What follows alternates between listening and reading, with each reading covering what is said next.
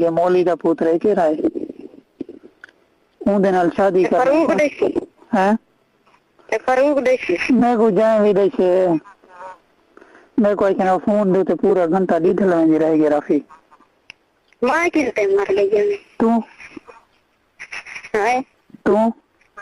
हां तू जीता भी हां तू कहीं वही दे घर गया मैं और नजीर आए कह रहा है मां दे कथे ਉਹਦੇ ਨਾਲ घर गया हां गई पीछे लान खादी तो उन ते लगी गई वो पीछे अपना लाना बिर कही रही है चले पता तेरे को पता वही मैं उठा ही मैं उसी तू कितने जगह पीछे लाना गिर के जाओ मेरा मोबाइल कहां है हैं इतना मोबाइल एक मेरे पास है बाकी कहीं दा बाकी मैं दिखता है कि नहीं और रात में आसिया को आधी रह गई जो आवाज जो कर मकसद ओपन की थी बेटी आवाज हां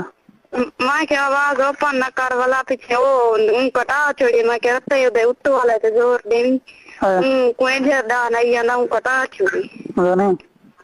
हां ये अपनी राफी नी नाल आवाज है ना तेरा जिंदगी का एहसान से बहन दा कोसा अच्छा हां अच्छा ये नहीं कर सकता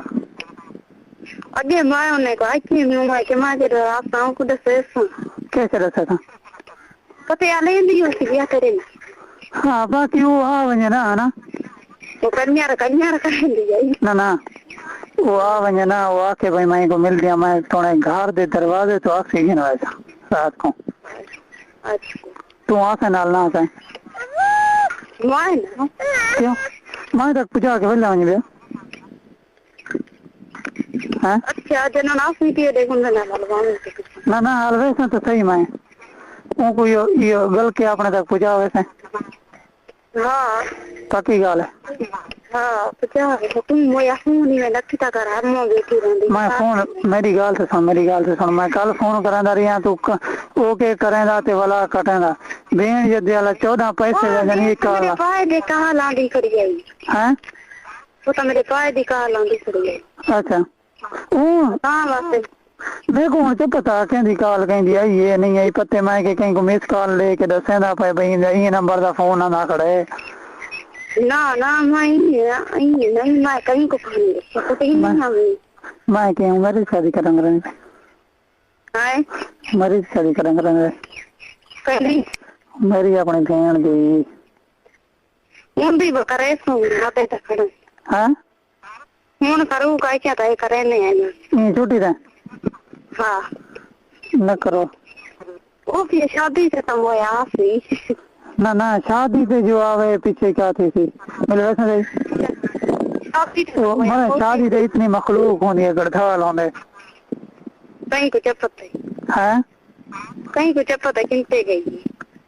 कहीं कुछ पते हो तेरा ही मैं समझ पाए हो सी भी हो मिठू हो सी भी हो यो सी शौकत हो सारे बहन जाके कहीं हो सन पीछे उन्हें पता ना लगे वे सारी बहन बाहर हो गई होती है शौकत को सुनान दे हां सयान दने में अच्छा मैं सर हां मैं सर सयान दा सुना हुई है सारे अच्छा वो पहलो मैं एकदम सुना हुई है शौकत मैं एक तो फरीता आई हां सुना हूं आया बधाई ता आए कपड़े दे अच्छा मैं के ओ सास तेरी जना के पति क्यों मैं तवीज कराना मैं को मत देने होन हां देते हो न देखन तू हिम्मत करा जा बहन या करे सन नहीं देते सकीना है हैं सकीना है छोरा तेरा एक बहन का लाम नहीं है ना होए जा नहीं ना वो मरे आ तई दूजे तीजे मैं तो जरा तेरी शादी कहां जाई थई